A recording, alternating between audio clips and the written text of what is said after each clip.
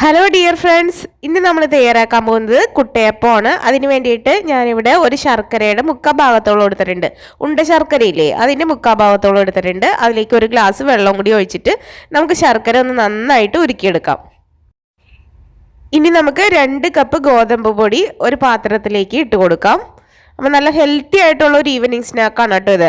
അതുപോലെ ആവിയിൽ വേവിച്ചെടുക്കുന്ന ഒരു കുട്ടയപ്പമാണ്. അപ്പോൾ നല്ല ടേസ്റ്റ് ആയിട്ടുള്ള ഒരു റെസിപ്പിയാണ്. ഇനി നമുക്കിതിലേക്ക് ആവശ്യത്തിനുള്ള ഉപ്പും കൂടി ഇട്ട് കൊടുക്കാം. നന്നായിട്ടൊന്ന് ഇളക്കി കൊടുക്കാം. ഇനി നമുക്ക് ചപ്പാത്തിയൊക്കെ കുഴക്കുന്ന രീതിയിൽ കുറച്ച് വെള്ളം ഒഴിച്ചിട്ട് കുറേശ്ശെ വെള്ളം ഒഴിച്ചിട്ട് നല്ലതുപോലെ ഒന്ന് കുഴച്ചെടുക്കാം. ആദ്യം നമുക്കിതെല്ലാം കൂടെ ഒരു സ്പൂൺ ഉപയോഗിച്ച് ഒന്ന് മിക്സ് ചെയ്യാം. അതിനുശേഷം കുറേശ്ശെ വെള്ളം ഒഴിച്ച് നമുക്ക് കൈ കൊണ്ട് നല്ലതുപോലെ ഒന്ന് ഉരുട്ടിയെടുക്കണം.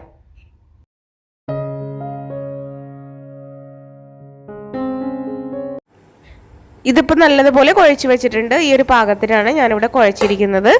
ഇനി നമുക്കിത് ചെറിയ ചെറിയ ബോളുകളായിട്ട് നമ്മൾ ചപ്പാത്തിക്കൊക്കെ ചെയ്യുന്നത് പോലെ ചെറിയ ബോളുകളായിട്ടൊന്ന് നമുക്ക് ഉരുട്ടി വയ്ക്കാം.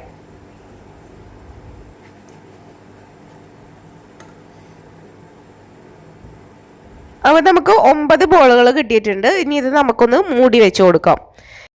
ഇനി നമുക്ക് നേന്ത്രപ്പഴം വേണം. നേന്ത്രപ്പഴം നല്ലതുപോലെ ഒന്ന് പുഴുങ്ങിയെടുത്തിട്ടുണ്ട്. ഇനി നമുക്ക് അതിൻ്റെ ഉള്ളിലുള്ള അരി ഒന്നെടുത്ത് മാറ്റാം. അതിനായിട്ട് ഇങ്ങനെ നേന്ത്രപ്പഴം ഒന്ന് വിടുവിച്ചെടുത്ത് കഴിഞ്ഞാൽ അതിൻ്റെ ഉള്ളിൽ ഇതുപോലെ ഇരിക്കുന്ന അരിയില്ലേ, അത് നമുക്ക് സ്പൂണോ കത്തിയോ ഉപയോഗിച്ചിട്ട് ഒന്ന് മാറ്റി കൊടുക്കാം കേട്ടോ.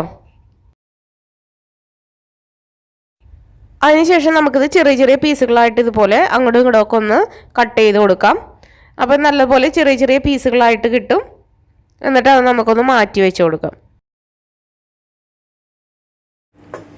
ഇപ്പോൾ ശർക്കരയൊക്കെ നല്ലതുപോലെ മെൽറ്റായി വന്നിട്ടുണ്ട്. ഇനി നമുക്ക് ഫ്ലെയിം ഓഫ് ചെയ്തിട്ട് നമുക്കിതൊന്ന് അരിച്ചെടുത്ത് മാറ്റണം. അപ്പോൾ ഞാൻ വേറൊരു പാൻ അടുപ്പത്ത് വെച്ചിട്ടുണ്ട്. ഈ പാനിലേക്ക് ഞാൻ ശർക്കര ഉരുക്കിയത് ഒഴിച്ചു കൊടുക്കാൻ പോവാണ്. അരിച്ച് തന്നെ ചേർത്ത് കൊടുക്കുക. അപ്പോൾ ശർക്കരയിലുള്ള അഴുക്കുകളൊക്കെ മാറിക്കിട്ടും. ഇനി നമുക്കിതിലേക്ക് ഒരു 4 പിടി തേങ്ങ ചിരുവിയത് ചേർത്ത് കൊടുക്കാം.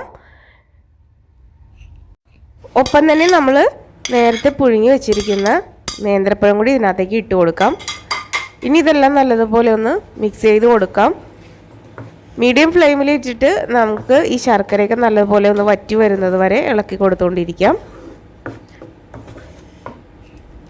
ഈ ശർക്കരയുടെ കളറ് കണ്ടിട്ട് അത്രയ്ക്ക് ഭയങ്കര മധുരമുള്ള ഒരു ശർക്കരയൊന്നും അല്ല കേട്ടോ. അതുകൊണ്ടാണ് ഞാനൊരു മുക്കാൽ ഭാഗത്തോളം എടുത്തിരിക്കുന്നത്. നിങ്ങളുടെ മധുരത്തിനുള്ള ശർക്കരക്ക് നല്ല മധുരം ഉണ്ടെങ്കിൽ നിങ്ങൾക്ക് അരഭാഗം ശർക്കര ചേർത്ത് കൊടുത്താൽ മതി. ഇപ്പോൾ ഇതേ ശർക്കരയൊക്കെ നല്ലതുപോലെ വറ്റി വന്നിട്ടുണ്ട്. ഇനി നമുക്ക് ഇത്രയും ഒരു പാകത്തിൽ എടുത്താൽ മതി. കാരണം ഇതിലിരുന്ന് ഇനി തണുത്ത് കഴിയുമ്പോൾ ഒന്നും കൂടെ അത് കട്ടയായി വരും. അപ്പോൾ ഈ ഒരു പാകത്തിലായി കഴിഞ്ഞാൽ നമുക്ക് ഫ്ലെയിം ഓഫ് ചെയ്യാം. ഇനി നമുക്കൊരു ഇഡ്ഡലി തട്ടിൽ കുറച്ച് വെള്ളം ഒഴിച്ചിട്ട് നമുക്കൊന്ന് ആവിയേറ്റാൻ വയ്ക്കാം. അതുപോലെ തന്നെ കുറച്ച് ഓയിൽ നമുക്കൊന്ന് ഈ ഇഡ്ഡലി തട്ടിലൊന്ന് ബ്രഷ് ചെയ്ത് കൊടുക്കാം. അപ്പോൾ അതേ ഇതുപോലെ ചെറിയ ബോളുകളായിട്ട് എടുത്തത് നമുക്കൊന്ന് പരത്തിയതിന് ശേഷം ഇതുപോലെ നമ്മൾ സാധാരണ കൊട്ടയപ്പം ഉണ്ടാക്കണ പോലെ തന്നെ ഇതുപോലെ ഒന്ന് ഗോതമ്പൊടി എടുത്തുന്നുള്ളൂ. അതുപോലെ ഒന്ന് പരത്തിയതിന് ശേഷം നമ്മൾ എടുത്തു വെച്ചിരിക്കുന്ന പഴത്തിൻ്റെയും തേങ്ങയുടെയൊക്കെ മിക്സ് ഇതിനകത്തേക്ക് ഒന്ന് വെച്ച് കൊടുക്കാം. 1 ടീസ്പൂണ് വെച്ച് കൊടുത്താൽ മതി. ഇനി നമുക്കിതൊന്ന് ഇതുപോലെ ഒന്ന് പ്രസ് ചെയ്ത് കൊടുത്തു കഴിഞ്ഞാൽ നല്ല പെട്ടെന്ന് തന്നെ കിട്ടും. നമുക്കിതൊന്ന് ബോൾ പോലെ ആക്കണമെന്നുണ്ടെങ്കിൽ ബോൾ പോലെ ആക്കാം. ഞാനിപ്പോൾ ഈ ഒരു ഷേപ്പിലാണ് ഉണ്ടാക്കിയെടുക്കുന്നത് കേട്ടോ. ഇനി നമുക്കിത് ഓരോന്നും ഇതുപോലെ ചെയ്തതിന് ശേഷം നമുക്ക് ഇഡ്ഡലി തട്ടിലേക്ക് വെച്ച് കൊടുക്കാം.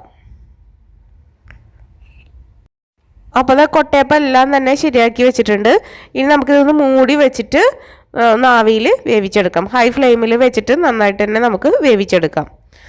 ഇപ്പോൾ ഇതാ കൊട്ടയപ്പൊക്കെ റെഡിയായി വന്നിട്ടുണ്ട് കേട്ടോ. ഏകദേശം ഒരു 15 മിനിറ്റോളം എടുത്തിട്ടുണ്ട് വെന്ത് വരാൻ വേണ്ടിയിട്ട്. ഇപ്പം എല്ലാം തന്നെ റെഡിയായി വന്നിട്ടുണ്ട്. ഇനി നമുക്ക് ഒന്ന് ചെറുതായിട്ട് തണുത്തതിന് ശേഷം നമുക്കൊരു പാത്രത്തിലേക്ക് എടുത്ത് മാറ്റാം. നല്ല അടിപൊളി ടേസ്റ്റ് ആയിട്ടുള്ള കൊട്ടയപ്പമാണ്.